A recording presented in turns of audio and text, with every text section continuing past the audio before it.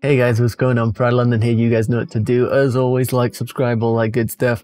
We're smashing it at the moment and we're absolutely balling towards 5k. So if you guys can help me do that and hit 5k, that'll be awesome. Let's move into today's video.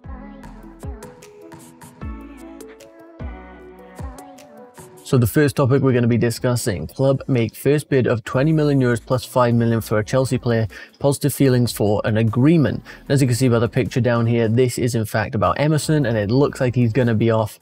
According to this website today, Inter Milan have made the first bid to send the fullback. The initial amount is 20 million plus 5 million in bonuses for the Brazilian. They claim that these numbers are meant to satisfy Marina Granovskaya's requests. Chelsea initially demanded 30, but the feelings seem positive for an agreement. So it looks like, Marina said 30 is the number that we're willing to accept. They've said, all right, we'll give you 20 plus 5 million, if he hits a certain amount of appearances, clean sheets, whatever sort of bonuses that they've added in there. I'm assuming that they're pretty easy bonuses to hit because it seems to, as it says, satisfy Marina Granovskaya's requests. So it looks like the bid is going to be accepted, given that, Marina seems to be satisfied with it. I'm assuming Frank signed with it as well, like he will have a say on whether, this person stays, this person goes. But it seems like Frank doesn't have much of a plan for Emerson, so it looks like he'll be on his way out, which is a very good sign in terms of us signing a left-back, because the whole bench here, well, Tagliafico, Alex Telles, Lucas Digne is one of the more recent emergents into that area that might be difficult to get with Everton because they're not the easiest to negotiate with. But it is good. It is a good sign that we're going to see Emerson leaving, and that hopefully means that there's a left back coming in. It's not like we're going to be playing just Marcos Alonso at left back. We know that Frank's got interest in sort of solidifying that area of the pitch, and this money is going to go a long way. 30 million euros. That's a quarter of Kai Havertz's fee, because it's like 3, 6, 9, 12, 120 million, around 100 million pounds is roughly. So it's, it's a little over a quarter towards Kai Havertz or something like that is a way of thinking of this. And Emerson, have we really needed him this season? Not really. And I don't think we're going to need him going forward. So in my opinion, this is a very good deal. Let me know what you guys think of this one.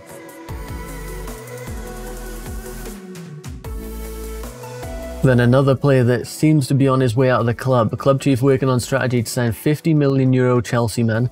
Transfer would be welcome solution for player. And as you can see by the image here, this is Jorginho. Apparently, it is quoted by Willian that he is willing to leave the Blues and Juventus are on his track. According to this report, the 28-year-old is no longer a first choice at Chelsea and the touring club thinks seriously about him, as they've been thinking about him for some time as a replacement to Pjanic, but Chelsea have slapped a £50 million valuation, and this is deemed too high by the Serie A side. The website adds that there's a lot of time to conclude the deal because Jorginho's asking price can drop further due to the COVID situation, and Juve could please the English club by including Douglas Costa, Bernardeschi or Alexandro as part of the deal. It's an iffy one because I don't think we realistically need Douglas Costa, Bernardeschi or Alexandro. Depending on what it was, if they were saying, okay, we'll give you 40 million plus them, and maybe I'd take like an Alexandra who we've been linked with in the past, but he is, getting older, and I think it makes more sense for us to go out and buy and Chilwell maybe, but Tagliafico and Alex Telles, a Lucas Digne, someone who I think fits our plans a little more. Alexandra a few years ago maybe would have been one that I'd accept, but now maybe not so much. Also, 50 million euros would be a good chunk towards, that could be an Alex Telles, or that could be a Tagliafico and then some, because Tagliafico's only around 22 million pounds. Is half of what Kai Havertz is going to cost, So if we can get that 50 million euro price tag from Jorginho, I think I'd be all right with him leaving. We've seen since the restart that we can play without Jorginho, and we've played pretty well, minus the West Ham game, of course. And it shows, a different dynamic. We don't have to have Jorginho, who was, earlier on in the season, I'd say we relied on Jorginho a bit in that role.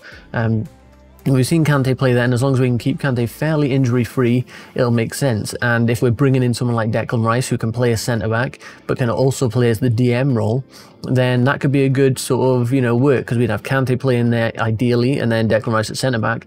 But if Kante gets injured, then you slide Declan Rice up, and he plays there, and we have to play another centre-back. in his position in that scenario. We've also got Ethan Ampadu, who can play in that defensive mid role and can play at centre back, so that's another option should we bring him in to the squad next year. It could make a lot of sense. So definitely is possible to see Jorginho leaving, and we could get a decent amount of money for him, so I wouldn't be too against it. Got no like bad blood with Jorginho. I think he's a good player, but I think we can maybe do better, and I think Kante in that role has shown, you know, great sort of rejuvenation to his game playing there, and we want to see a bit more of it, but we need to keep him injury free. So in terms of the Jorginho deal, absolutely, I think we can make it happen, but for the right fee, and I'm not sure I want a swap deal in there. I think I just want an ideal, like, just give us a chunk of cash and we'll be done with it, but given the current situation, that might not be possible.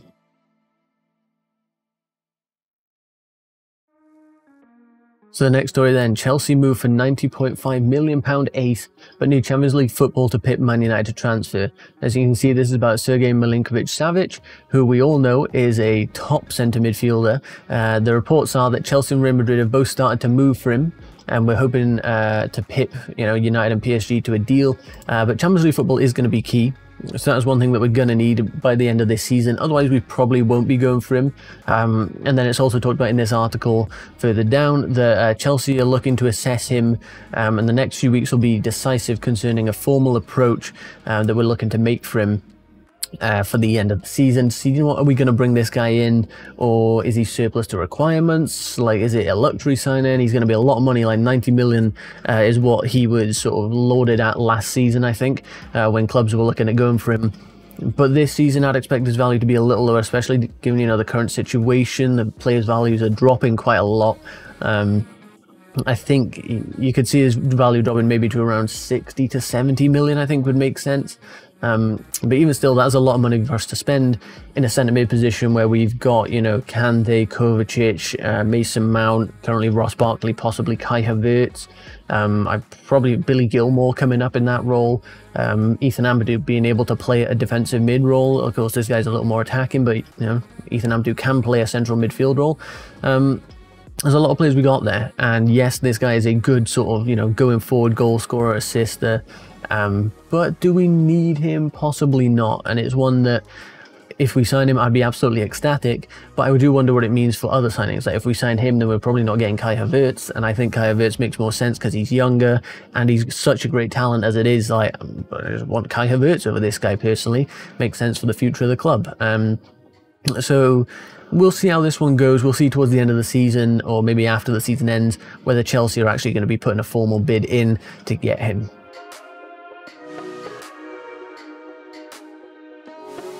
So we've got a little bit of an update on Kai Havertz here. Update: Kai Havertz, Chelsea hasn't made an offer yet to buy Leverkusen, but the management of the player knows about the interest of the Blues, and that is confirmed by CF Bayern, who is a German, you know, reporter who is very reliable in this sense. So basically, as it stands, Chelsea have not made an offer for Kai Havertz, but the management of the player knows about the interest of the Blues. So I'm not sure when he says, you know, there's a little bit of translation issue here.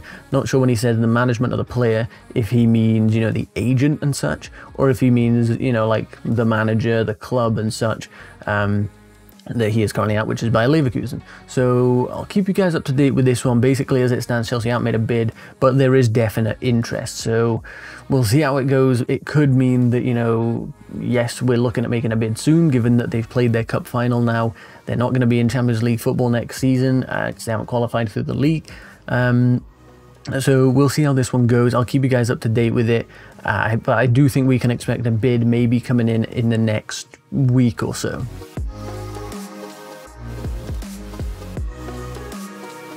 So now we're going to move on to my preview for the Crystal Palace versus Chelsea game. I'm pretty sure we're away for this one, and kickoff is at 6 PM. I'm sure you guys will all be there watching though. So this game, this means a lot to us. Of course, if we win and Leicester drop points, we go up to third. If we lose and Man United win, they jump us and we're down in 5th. We've still got space on Wolves now thanks to their loss to Arsenal, so cheers Arsenal for that one. But realistically, you know, this is a must-win game. The next, I think, 3 games are all against what you'd consider like lower opposition. So we have to be picking up all the points, all 3 points in each game. to make sure that we're, you know, pushing for Champions League spots and ideally moving into third space, because I think Leicester are going to drop points towards the end of the season. And, you know, for their remaining games, they did get a win in their previous game.